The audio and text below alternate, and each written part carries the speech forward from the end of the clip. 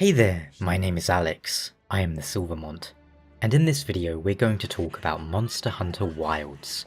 You could say this is a review going up to the point of the game's credits, so up to Hunter rank 9 or whatever. Not talking about the end game. I know that's the meat of the content for Monster Hunter, but the why to that will become apparent soon enough. Now, disclaimer, this is not a sponsored review. I wasn't planning on buying Monster Hunter Wilds or reviewing it at all until much later on, but my friend Colin was nice enough to give me a spare key he had for the game, so big thanks to him for that. But let's get on to the game, and my initial feelings are, what's the point in Monster Hunter Wilds? You might argue, what's the point in any video game, or life for that matter? But when it comes to Wilds, and a new Monster Hunter, what is it that we'd want from it? New maps? New monsters? New weapons? New weapon types? New gameplay? New story? I'll tell you that for me, it would be largely the gameplay and the monsters tied together as they strongly are. Now, I struggled to get into the older Mon Hunt games, but World had enough quality of life improvements that I could just mesh with it a lot more than I did with the 3DS entries, for example. It just felt much smoother to play, and being on the PC obviously helped a lot too. It was the perfect entry point to the franchise for someone like me, who enjoyed the idea of Monster Hunter, but could never quite get into the portable games. When it comes to Wilds, I'm not really sure what I'm supposed to take away from this entry, however. I'll say off the bat that I don't care at all about the story in Monster Hunter. The world and setting is fun to think about, but the individual plot for each game, no, I cannot. We'll get more into that soon, but moving on, that leaves, what, new gameplay, new monsters? Not a huge fan of most of the new monsters in Wilds. I think of all the new ones I fought, 3 made me think, this is cool. But most of the others were just, they either were monsters I'd fought before, or they felt like monsters I'd fought before. Sunbreak, for example, had more monsters that just felt cool and good to fight for me. And as for gameplay, I don't hate any of the changes in Wilds, I think, but neither do I love them. And some of this, well, I'm not a pro Lance player, but I prefer vastly how the Lance played in Sunbreak. Is it better in Wilds? Maybe, but I sorely miss a lot of the fantastic tools I had in the last game, and I can't understand why those things couldn't return. World was a sort of jumping off point, and Wilds would have been the perfect place to give us Hunter arts, or an equivalent, once again, even if they unlocked gradually over the course of the story. But at the end of the day, I'm just left with no real reason or point to Wilds. Much of that is subjective, of course. Other people love the changes made to their weapons, or love the new monsters, and even the story. Let's talk more about that, shall we? As the story is the biggest sore point I have with Wilds. I didn't hate it, but I found it immensely tedious. The increased emphasis on walking and talking sections, characters I didn't care for, a plot that was kinda nonsensical at times, and pacing that was all over the place. Well, what's the overall plot for World? Stop Zora Magdaros and find out why it's being drawn to this place. How about Rise? Monsters going crazy, village in danger, what's happened? But in Wilds, the plot is, we should probably help this kid, I guess. And having your entire story revolve around a child is not a great idea, and if you are going to do that, you have to make sure the child's not going to be annoying, and let's face it, he kind of is annoying. Is that accurate for a child in that situation? Probably. I don't really play Monster Hunter for a realistic depiction of an annoying child. I play it to smack monsters. The plot's also full of pointless waddling back and forth. Oh, now we're in here, now we're in this area, now let's go back to that area, then let's go back to that area, and then that area again, let's go to a new area for 5 minutes, then go back to an old area. Like, what? My favourite part is where we're told, go to the village of the special people, and the special person will tell you what to do. You go there, and the special person says, I don't know what to do, lol, you'll figure it out. Then you just sort of aimlessly sit there for a while, wander around, And then the kid decides, Argveld's just like me! Or whatever his character development was supposed to be. Then in the final hour or so, you get some kinda cool world-building lore stuff that's been hinted at before, but never really confirmed in game. So, yeah, overall I think the story was a huge waste of time. It's not very long, to be fair, like, you probably get through it in like, I don't know, 5 hours, so it's not like it took forever. The emphasis on a small cast of characters doesn't work in a game like this, when the writing's pretty naff.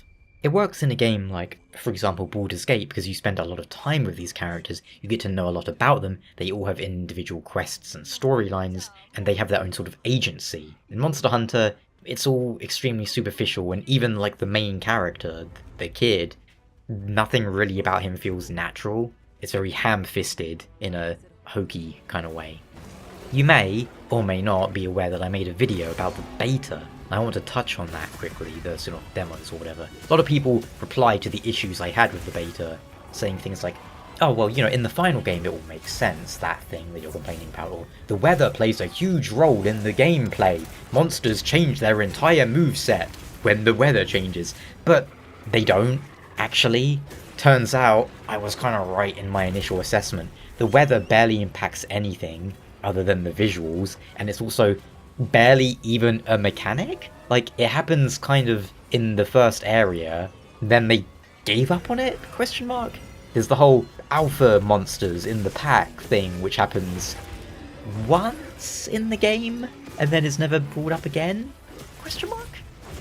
The weather is irrelevant, other than for visuals, and again, only in the first zone for the most part. You could remove it from the game, nothing of value would be lost, and yet when I made those kind of same remarks about the beta, a lot of people jumped on me, going, no, the weather is like the main mechanic in this game. It changes everything. Does it though? Like, if you've played the whole game now, what does it change?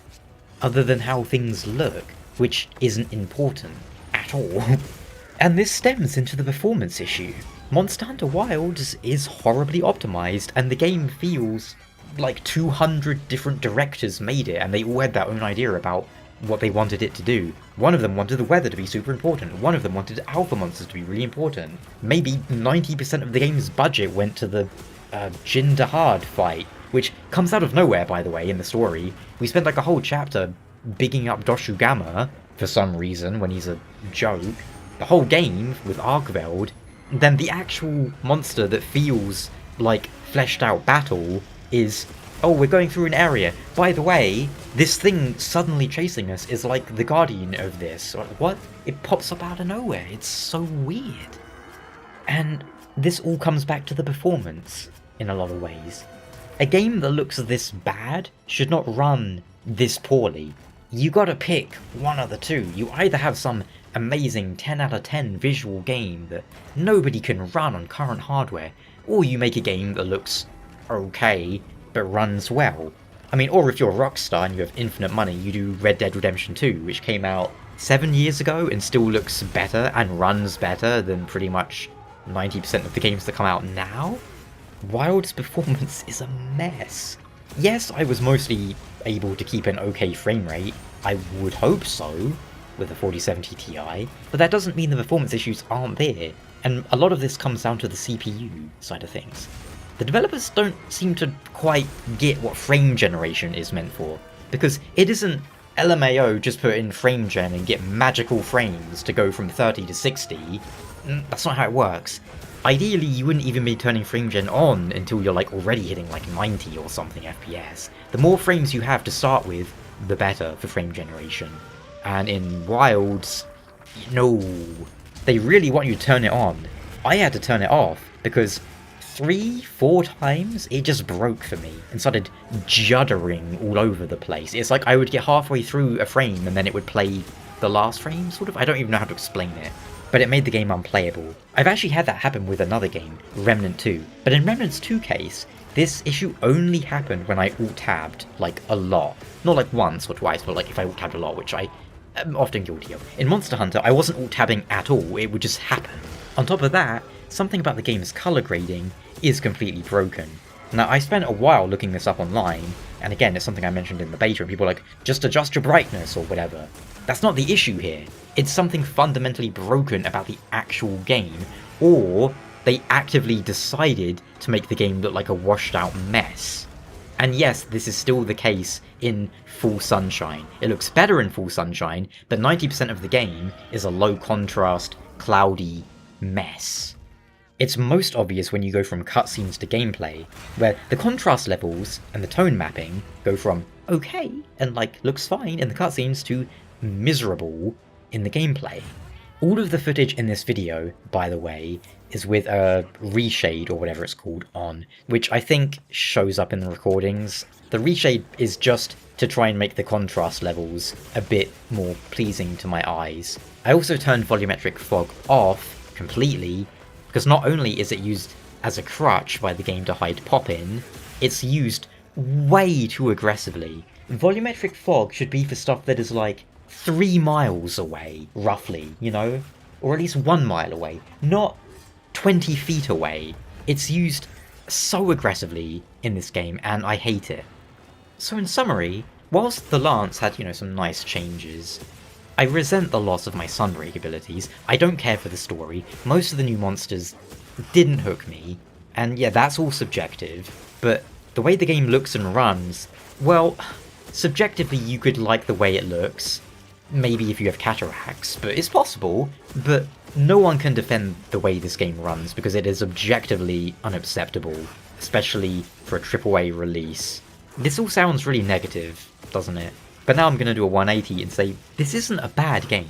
No, it's just somewhat of a pointless one for me when I have Iceborne and Sunbreak I could play, and would rather play, frankly. There is plenty of good here though. Gameplay in general is still great. I mean, it's Monster Hunter. Weapons are unique, they're deep, complex, with a great variety between them. Monsters are typically fun and engaging to fight. There's a lot of little nice details and animations, like even down to things like playing with your Palico or your Sacred, along with, of course, the combat animations, which are weighty and feel satisfying. The focus mode, I'm not sure how I feel about that. It's the new gimmick that allows you to kind of free aim your attacks. Whilst on paper it sounds nothing too game-changing, oh, I can aim, big deal. It's actually a huge deal in practice. Monster Hunter is a series where, for the most part, you've always had to commit to an attack. And that's something that's turned off a lot of people, which I think is foolish. You might not like it, but you can't ever say it was bad, because that was just how the game was designed. It was meant to be deliberate. But now you can pivot and kind of swing around on a dime, and it really does change everything. I don't know if I like it or not. I'm kind of neutral about it at the moment. I don't hate it, but I don't think they needed it either. The wounding mechanic is fine, I have no issues with it, other than the Lance's focus attack being kind of lame and a bit janky to aim, because it has so much like momentum to it that you quite often just like shooting off to the side compared to other weapons. Lance issues, huh? There's plenty of nice quality of life features, the ability to select items within range with the D-pad and grab them with your slinger. I didn't even know you could do that until one of my friends pointed it out to me. And honestly, most of the other good things I can say about this game are the same good things I could and have said about Rise and World. And yes, in some ways this is definitely better than Base Rise, because Base Rise didn't even have like an ending. It was like, please wait for updates. What? But yeah, no, it's not a bad game by any means, other than in optimization. And if you want a game to jump into the franchise with, this is a good one to jump in with. It's very easy to jump into. I think World is better, but at the end of the day, I think I'll enjoy Worlds a lot more in the future, once the G-Rank expansion and all the title updates are out. As of right now, as mentioned, I just don't see the point. And I know some people are saying this game is too easy, but I don't really understand that logic either. If you want to make it harder, play around with the game settings, go in with unupgraded gear, don't take your Palico, whatever. Like Dark Souls, you kind of make your own challenge here. You choose how hard or not you want it. In my opinion, anyway. Of course, maybe you're a vet to the series and thinking, that sounds a bit rough, maybe this isn't for me. No, probably that's not the case. I'm probably wrong, actually, because everyone I know is enjoying Monster Hunter Wilds. This seems to be solely a me issue, but I'm okay with that. If we all thought the same, life would be boring. But I'm not trying to be contrarian either. From my perspective, it is wild, no pun intended, that people are straight up lying about this game and saying things like, the weather is very important to gameplay. It's not. Or, there are no performance issues, when the latter is demonstrably false, with video evidence that should disabuse you of that. When people leave comments saying stuff like, runs fine on my PS5, that is so baffling to me, because what they mean is, I don't notice that it's running badly, which to some extent is the important part, but you can't act like that's attributed to the game when it's your eyes or your brain, you know, because no PS5 is running this game well. Just go and look at the video evidence of that. I hate the performance issues, but I don't hate the game. I'm not going to tell you to buy it, or not buy it, whatever, it's your money, you do whatever you want with it. These are just my thoughts on the game, and at the end of the day, I don't like the way the developers have been approaching this one and handling it. Monster Hunter Wilds in its current state feels pointless to me. I feel like Capcom probably rushed it out before the end of their fiscal year, when really, this game should have been coming out in August, probably. If someone asked me, what Monster Hunter on Steam should I buy, I would tell them, buy Iceborne or Sunbreak. It's cheaper, runs better, has more content, more for less. I really hope that a year or so from now, you know, when like G-rank stuff is out, that I look back and go, wow, the game's come a long way. It's now the best thing ever. But for right now, no, can't recommend Wilds. Even if all the cool kids hate me for that opinion, apparently, I will stick by it until these issues are resolved. At any rate, thank you so much for watching, and I'll catch you soon.